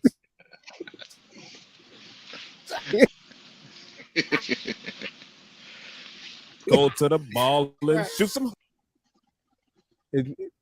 Of course, my connection wanted to start acting up now. I think my computer's getting too hot. Yeah, it is. But yeah, man, that shit, man. Like, hey, it's all hip hop. That's just all I can say. It's all hip hop. Like, shouts out to the homie Sauce. He was just like, yo, like he spoke on this TikTok page, like on behalf of like how do you come at Melly Mel like right now, like around around right when we're approaching the anniversary of the culture, like pay respects to the elders and type of mode. And I was like, you know what, I get that, but I left a comment on this thing. I was like, yo, I'm sorry, battle rap is hip hop. Anybody could get it at any time. You know what I'm saying? I get the whole respect the joint, but then also too, I even question like, yo, nobody's also asking the question of how long ago was that verse recorded? Because Melly Mel said this shit about Eminem a while back. You know what I'm saying? And hey, you can't judge or you can't tell somebody when to be mad or how to respond with anger. You know what I'm saying? You can't tell somebody when and how they gotta respond when it comes to anger. So, hey, Melly Mel got what he asked for. Yo, was Eminem at Yankee Stadium? Because Melly Mel was there. I don't know. I don't think he was. I don't think M But comes I out the really house, think- man. I really think Melly Mel's original argument was bullshit anyway, because what he said was Eminem wouldn't be in nobody's top 5 if he wasn't white. But here's the thing: the only thing that his whiteness made him good at was album sales. That's it. Yeah, he might have sold more albums because he was white. Great but point. That's the only album sales is the only thing that you could say that his whiteness helped him. So if a person like me has Eminem in my top 5, it don't even have nothing to do with fucking album sales. So Melly Mel's original argument to me was like, where you coming from, dog? Because that's not even right. Right. Yeah, great point. Great point. But we now go from a white man lyrically beating up a black man to Avengers. Assemble. Yes, Jamal, sir. my brother. Yes, Lay sir. this whole situation out for Assemble. the people, please. Yes, sir. Oh, this is Lord, what I was waiting on. Lord have mercy. Lord have mercy. Where my drink at? I Whew, need another one. we had 2 Juneteenths this summer, y'all. So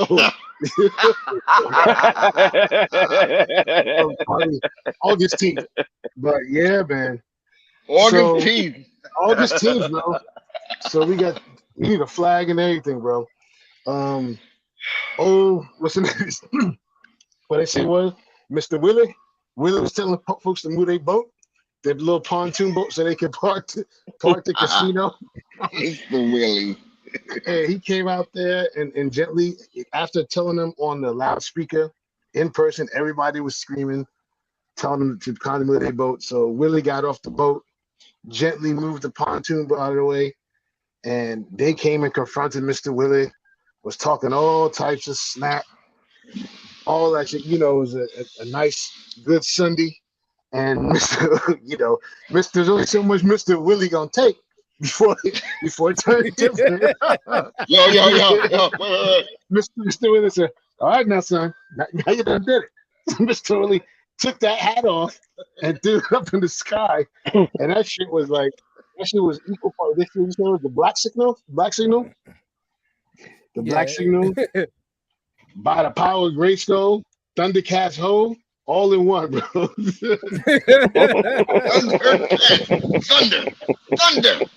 Thundercat. Hey, fam, before we even get what happened, when Willie threw it up there, the funny shit is he left his hand there for a minute, so it was recognized. You know what I mean? He was like, boom. And there was so much being communicated by leaving that hand up like that for a second. And these folks thought it was a good thing to go and jump Mr. Willie while he was on shift, no less. And all those folks, Ken folks, came out, and I don't know what those folks. You could tell they was drinking because there was a casino boat pulling in, and I don't know if you've been on a casino boat ride before, but it's packed with our folks in there. Right? So that was stupid to begin with, right? Yeah. The folks just came out the woodwork. We had Aquaman jumped into the greatest black aquatic hero that we have ever Michael seen. B. Jordan. That we have ever seen. I'm sorry. Man. Michael B. Phelps. Yo, Aquaman. Aquaman was only 16 years old too. They found out.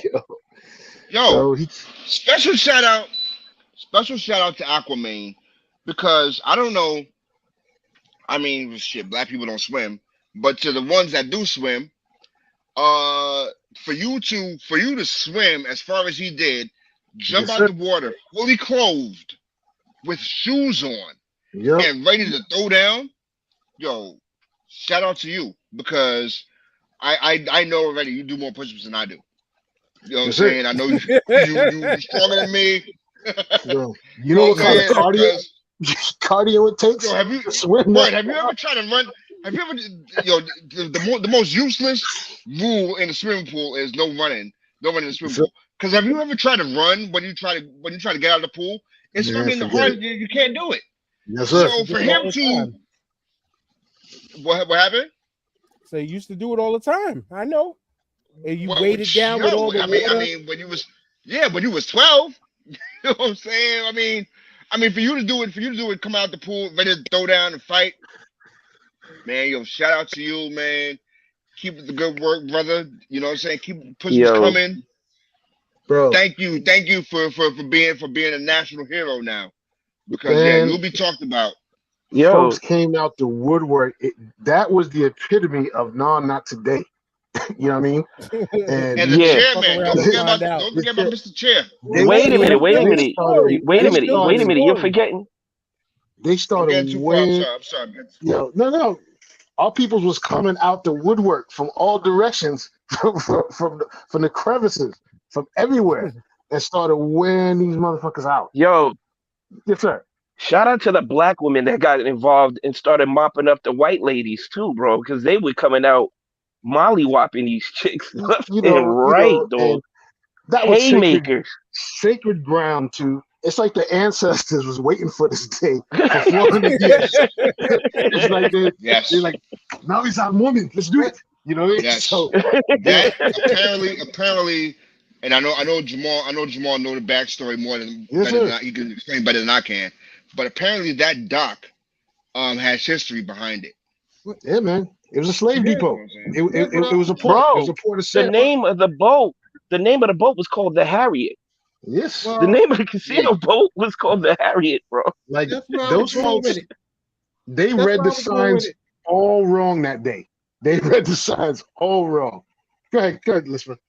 Well, that's where I was going with it because I was like, this is too much of a coincidence to become this phenomenon that it had become because I never seen what made this man throw a hat. You know what I mean? We about to throw down. What made him think I'm gonna take this hat off and throw it? So now in my head, my mind, what I like to believe is that these white folks at this certain dock been fucking with my man Willie for a minute now, and he probably done told these people, "Y'all see my hat? Shit's on." You know what I mean? So now, hat. So I'm thinking now he already had that set up. Like, listen, all my people around here, if y'all ever see this hat, come on. These motherfuckers done push me to the limit. Is this nigga named Willie? That's the question I got. Willie fit him though, don't it? Willie fit him though. Willie fits. But yo, the best part about the hat toss, right? We never seen the hat come down. Bro, we never seen the hat come down. Yo, by the time it came down, went up to the heavens, bro. They went up to the heavens and it woke in the spirit of all the ancestors, bro. No, the hat. Ancestors like, yo, I got the hat, bro. I got the hat. No, the hat went up in the sky and formed a fist like this. That was the symbol. And that's why we called it the black signal. Man, and then the whole white family got into it. It was just, so backstory on them too, because they racist as fuck and they still continue to do racist shit on social media. But anyway, we'll get to that in a second. I saw a video of a nurse that worked at the local hospital that said they came in for treatment and it was too many black people there to treat them and they left. They said, "F it." Well, the police told me y'all can either get treated or y'all can bounce. Yeah. And they was doing they wilding out on social media on their business page and shit too. But they're clan family. Hey, the one dude with the photo check got a little too excited. I ain't gonna lie. I mean, that woman was already down. I think he got arrested. Listen. He got a little too excited. Active participation in a race riot negates your gender protection insurance. As far as I see it, that's the word. But that would have been bad if it was a man. It's funny. Even if it was a man, it's still bro. He cocked back like he was about to hit Roman Reigns. Bro, they dumped a whole chick in the water and she never got back out, bro. She was stuck on the side of the dock for the rest of the fight. They just threw her in the water and she never came back. She didn't want to come back. She was faking. She saw that shit go down. Oh, I can't swim. Oh my god. Yeah. Just to lay out somebody was like, why these black dudes skipping to get to the white folks? I'm like, yo, they couldn't wait to get there. That's called glee, bro. That is glee. They couldn't wait to put the beats on these kids. Just to lay out some more things about this, like Jamal mentioned, like the family has been discovered as to be a very, very racist family. And they owned this like gas, like this like roadside like gas station store type situation, right? And once everybody found that out, they hit their Yelps, they hit all their business pages and reviews, and gave them all 1 star. So much so that I saw another post that showed they ended up closing up shop. That the store ended up closing up shop. The hospital Good for them. situation, another funny moment, like Tyrone mentioned, they went in for treatment and there's too many black people for them, so they left. Which the irony behind it is yeah, there's too many black people in there, but because of HIPAA law and because of the Hippocratic oath, them black people would have done nothing but their job into nursing them back to health. Of course. You know what I'm saying? Right. So that's this the weirdness about that. But all in all, though, like this has become a permanent fixture in Black history. I don't even like incredible. I don't even like the fact that you brought up the HIPAA law, because for me, it just seems like that's irrelevant. Even without the HIPAA law, like, we're not monsters. We're not animals. We're not this crazy. Society tries to make us like these black people are just monsters and we just crazy. We ain't that crazy. You know, if I worked at the hospital without the HIPAA law, they come in, yeah, we're going to patch you up. We beat your ass. We're going to patch you up. Don't make us beat your ass again. That's how I take it. You know what I mean? You know what it is? I work in a hospital.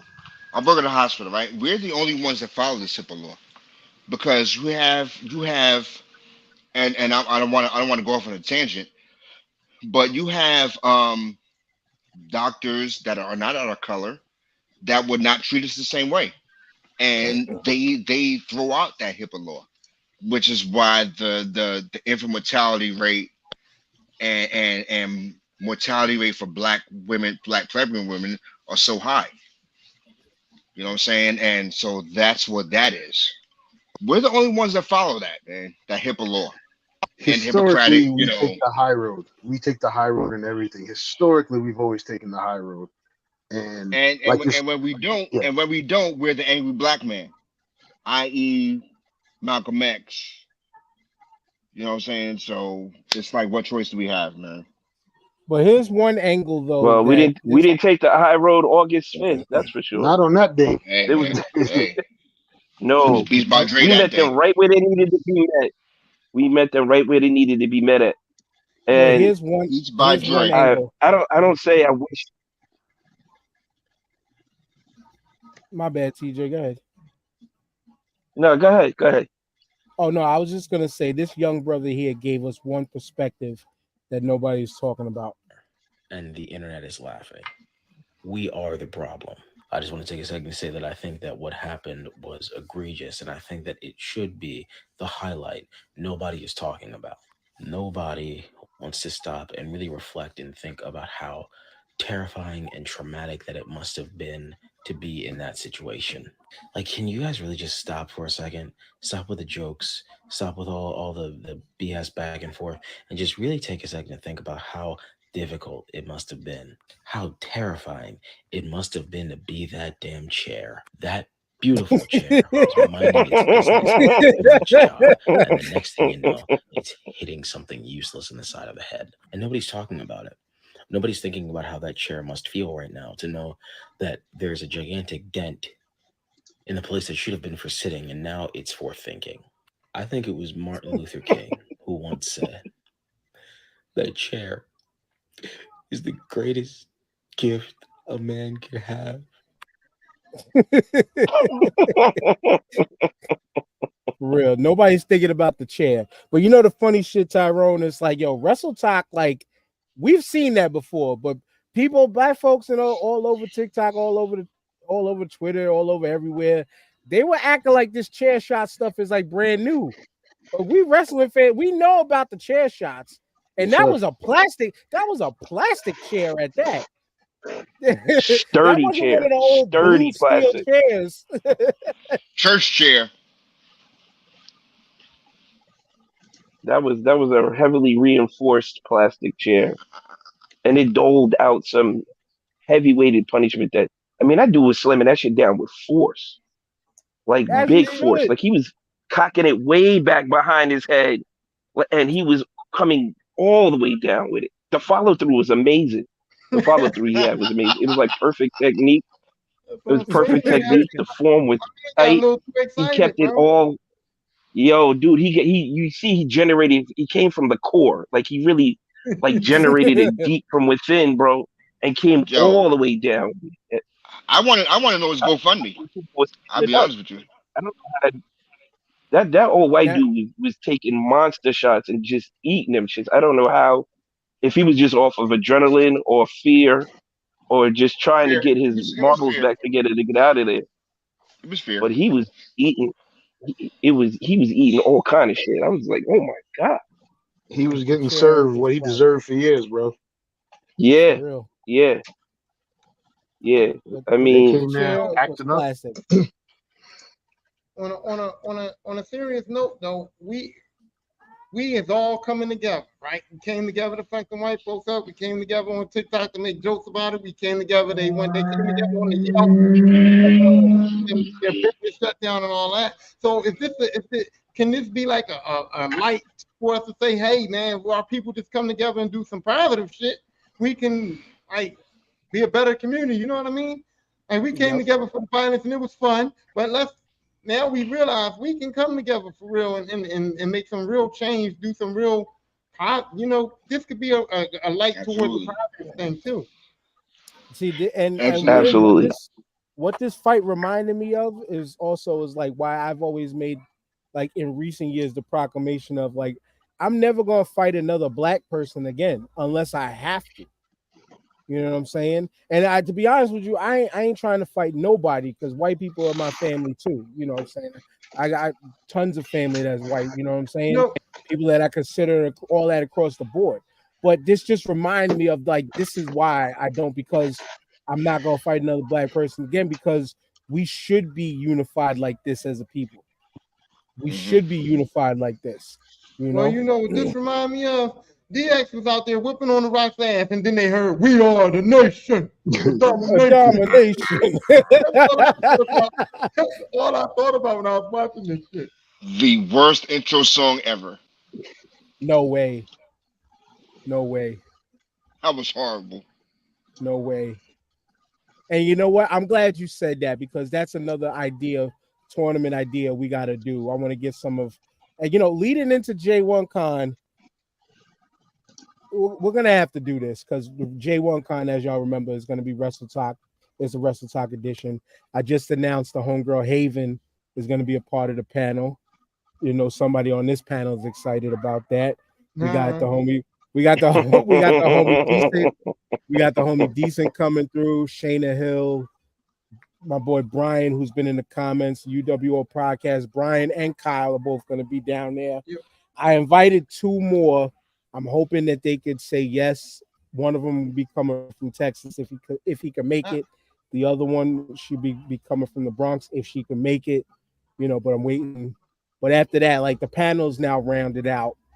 And that's going to be a dope time. November 3rd to the 5th, J1 Con, Blackfinity Gauntlet. I'll find out what the schedule is soon for when we're going to do that panel.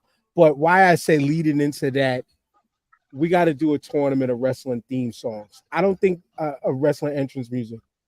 I don't think we've done that yet. No, we haven't. We haven't done that yet. For Big O to try to say the Nation of Domination one isn't worse than a lot of shit, but it ain't as bad as you claiming this to be. Now, I will say the best theme music out of anybody who was in the Nation was Mark Henry when he had 3-6 Mafia doing "Somebody Gonna Get Their Ass Kicked." Somebody gonna switch. Hey Dan, not to be disrespectful, but you're gonna get Shayna a buzzer, because you might have to buzz her because she getting long-winded. Oh, shut up. Shut up. No, Shayna, shout out to Shayna. Shayna always posts 3-minute videos, but it's 3 minutes of thorough information to eviscerate anybody who questions her wrestling knowledge. You know what I'm saying? But yeah, we're gonna have to do that. We might do that soon, yo. I'm gonna hit them up and let them know. We're gonna do that soon.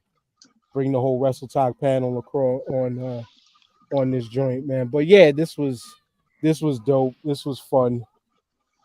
We squeezed in hip hop. We squeezed in a lot of pettiness that I'm gonna have to listen to on the replay because my connection made me miss all of it, all of the good shit. And every time I came back, y'all was laughing at something. I was like, damn, I missed it. Fuck, I missed it. But that's it. All right, Now it's time. that petty part was not funny. Now it's time to enjoy Sure. vacation. Tyrone, you know what to do. Kick it off. First of all, Dan, enjoy your vacation. I'm sorry that your job got you flustered, but at least you're going to get some time to like relax and chill out and all that. Maybe the next time we start the podcast, you'll have a good week. You know what I mean? It was fun. Like I said, man, I love to be here, and I can't wait till next week for real. Big O, we see this week. See the aftermath of the feds raiding you. Your camera was like blurry this whole time, like you had like a glaze over it. Yo, yeah. Well, now, how about now? Better?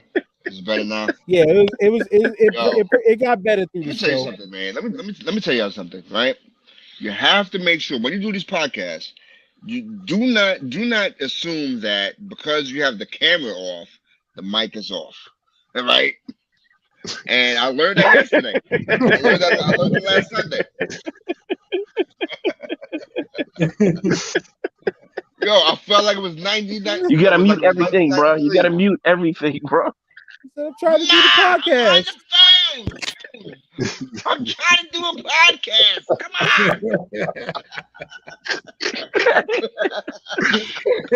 Yo, I watched that back. Yo, I laughed my ass off, man. Yo, all right, you got me.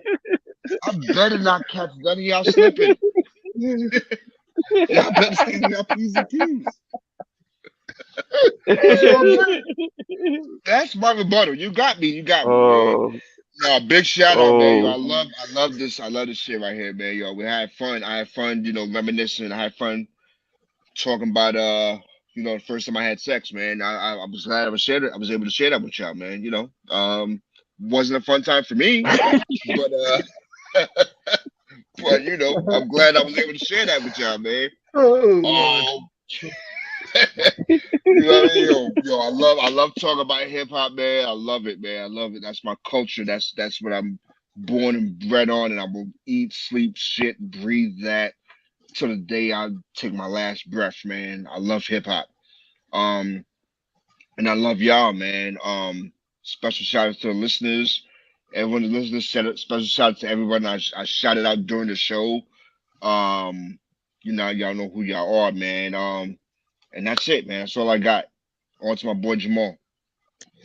Yo, great show, man. I love these Sunday shows, bro. It gives me a chance to crack up, have a few drinks, and just have some fellowship with my brothers here. And usually Sundays is not that fun for me, but I love these couple hours we get to chop shit up, random shit up. Shout out to Lisma and Big O, Mayor, TJ, to the listeners and everybody. The petty stories was funny. Glad we got to talk about the Alabama brawl. We could easily go on for another hour on the great sweet tea party in Montgomery. But no, man. Shout out to everybody. Peace to Disabled Planets. Peace to Ill Magic. Shout out to the roach that crawl out of whoever bag. You know what I mean?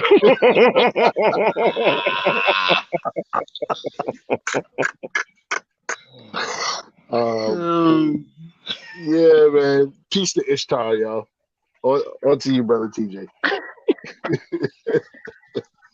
yo, I just want to clear up for the record. I have never left a person at the movie theater ever. After that one time, it was a one-time deal.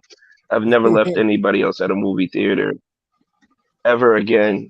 It was wrong. I apologize. Another dope show. Blessing us with his stories of his wild youth is always hysterical. Shout out to the feds for keeping O alive and bringing us back to the show for this week. Oh, shout out to everybody in the comments who were listening and watching today. It was another dope show, hip hop, and our second edition of Juneteenth. That was hysterical. Peace to all the people that participated in the bludgeoning in Montgomery. That's it, y'all. Can't wait to see y'all next week. And Dan, have a good vacation, sir. You deserve it. Word. Yeah, we plan on doing that. Plan on definitely having a good time. You know, again, happy birthdays to my daughter Zaria, my oldest, my first, the girl who resembles me in too many ways, but better than me, especially when it comes to the report card. I will say that. Her report cards are way better than mine ever were. She resembles her mother with the report cards, you know what I'm saying? But yeah, man, we should have a good time for sure. And again, peace to everybody in from the Brawl for It All in Montgomery, Alabama. Man, listen, I don't know about y'all. I'm just gonna say this, and with the ending this part of the Montgomery shit, I was tired of all the memes and everything after the second day because everybody swamped on that shit. And there was some funny joints. Like I seen one where these friends like reenacted it next to a pool. That shit was hilarious. The chair meme. Shout out to Diz, one of the first people out there with the chair t-shirts and all that. But yo, this moment was also a reminder of how short our attention spans are and how when everybody piles on some shit, you can make it feel played out like this. You know what I'm saying? But the memory is going to last in eternity. It is going down in the history book. This is one of those moments that Ron DeSantis is going to ban from all the Florida history books while he remains governor. Never happened. This shit never happened. Never happened. He gonna be like white folks never lost in his big baller brand voice. In his LeVar Ball voice. Never lost. That shit never happened. Them damn demons down there smacking people with chairs. I'm sorry. Anybody could get it. We're from that era of ABCG. Anybody can get it. Anybody can get it. So remember that, y'all. But even more importantly, it's just easier to show love to people and just fucking listen. You were told something to do by the captains of the dock. If you listen, this shit would have never happened. This would have never happened. Now y'all racist asses are down for eternity. As the family, Woody Woodpecker shit. They said the family who stays together gets their ass whooped together. And on that note, we say peace, and we'll see y'all next week. Peace. Peace.